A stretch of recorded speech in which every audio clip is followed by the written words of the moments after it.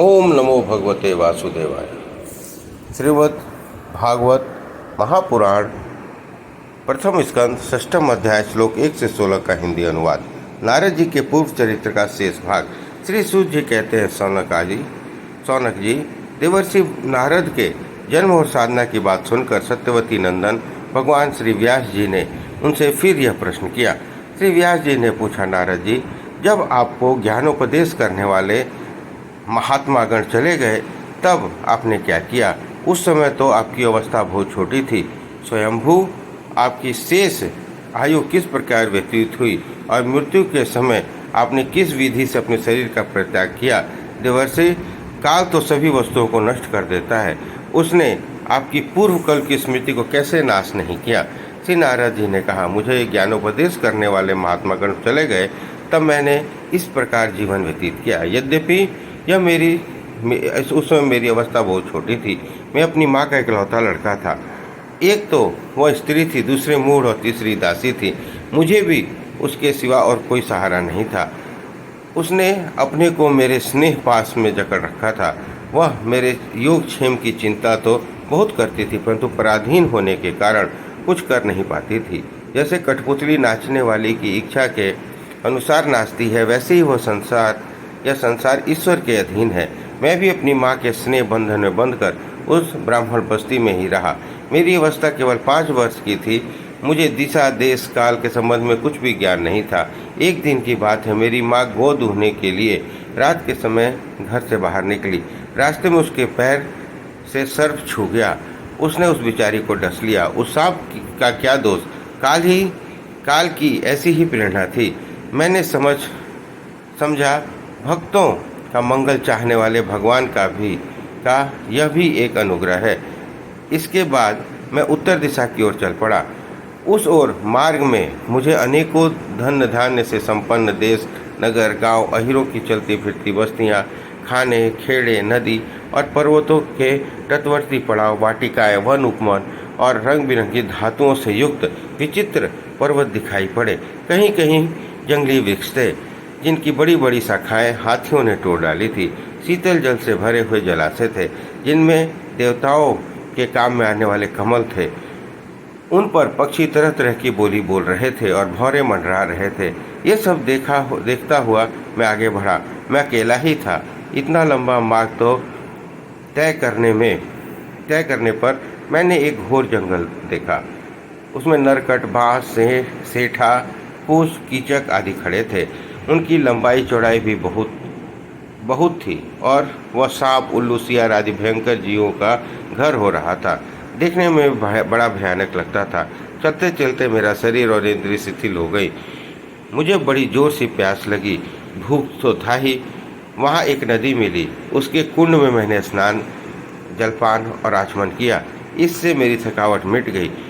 इस विरजन वन में एक पीपल के नीचे आसन लगाकर मैं बैठ गया और उन महात्माओं से, जैसा मैंने सुना था, हृदय में रहने वाले परमात्मा से उसी रूप में मन ही मन ध्यान करने लगा। अध्याय श्लोक 17 से 30 का हिंदी अनुवाद।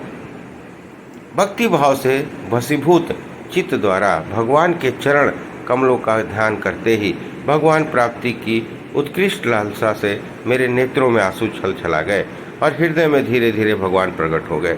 व्यास जी, उस समय प्रेम भाव के अत्यंत उद्रेक से मेरा रोम रोम पुलकित हो उठा।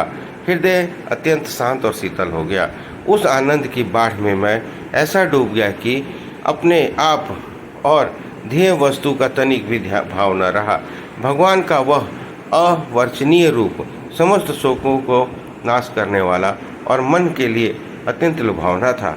सतह उसे न देख मैं बहुत ही विकल हो गया और अनमना सा होकर आसन से उठ खड़ा हुआ।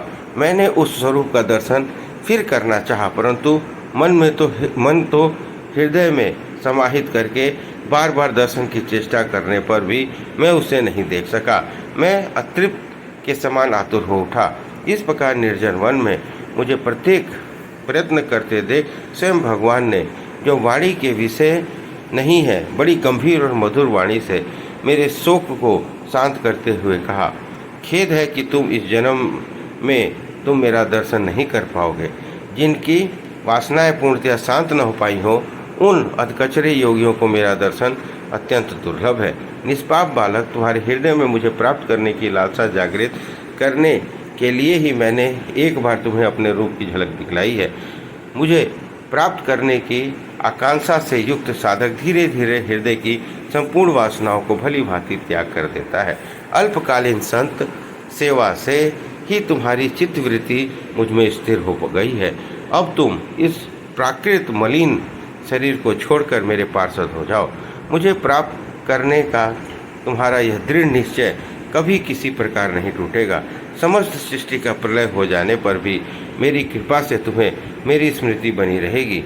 आकाश के समस्त अव्यक्त सर्वशक्तिमान महान परमात्मा इतना कहकर चुप हो गए। उनकी इस कृपा का अनुभव करके मैं उन श्रेष्ठों से भी श्रेष्ठतर भगवान को सिर झुकाकर प्रणाम किया। तब मैं लज्जा संकोच छोड़कर भगवान के अत्यंत रहस्यमय मधुर नामों और लीलाओं का कीर्तन स्मरण करने लगा।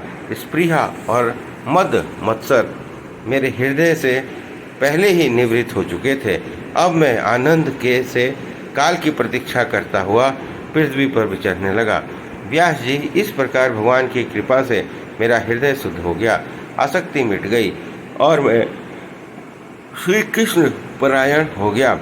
कुछ समय बाद जैसे एकाएक बिजली कौंध जाती है, वैसे ही समय पर मेरी मृत्यु आ गई।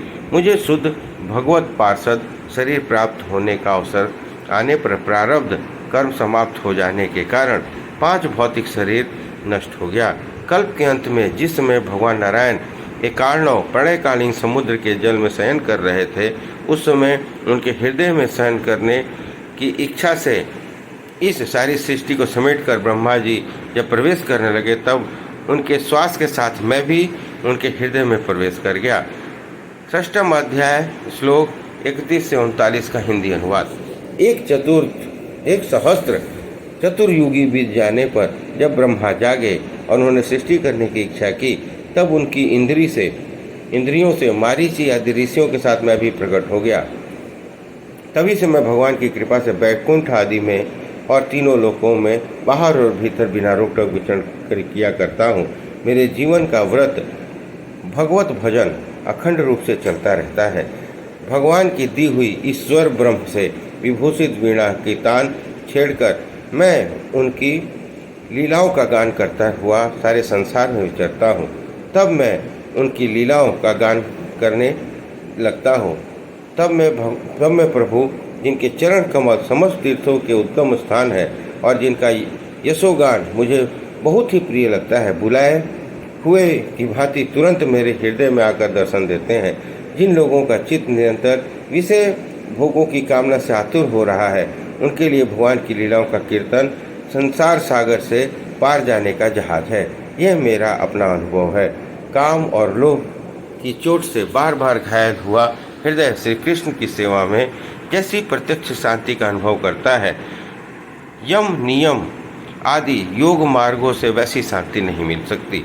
व्यास जी, आप निष्पाप हैं। आपने मुझसे जो कुछ पूछा वह सब अपने जन्म और साधना का रहस्य तथा आपकी आत्मतुष्टि का उपाय मैंने बतला दिया।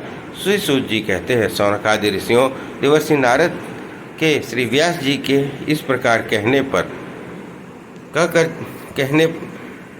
कहकर जाने की अनुमति ली और बीणा बजाते हुए स्वच्छंद विचरण करने के लिए वे चल पड़े। आहा, ये देवर्षि नारद धन्य हैं, क्योंकि वे सारंगपाणी भगवान की कीर्ति को अपनी बीणा पर गा कर स्वयं तो आनंदमग्न होते ही हैं, साथ ही साथ इस त्रिताप तप्त जगत को भी आनंदित करते हैं। इस प्रकार प्रथम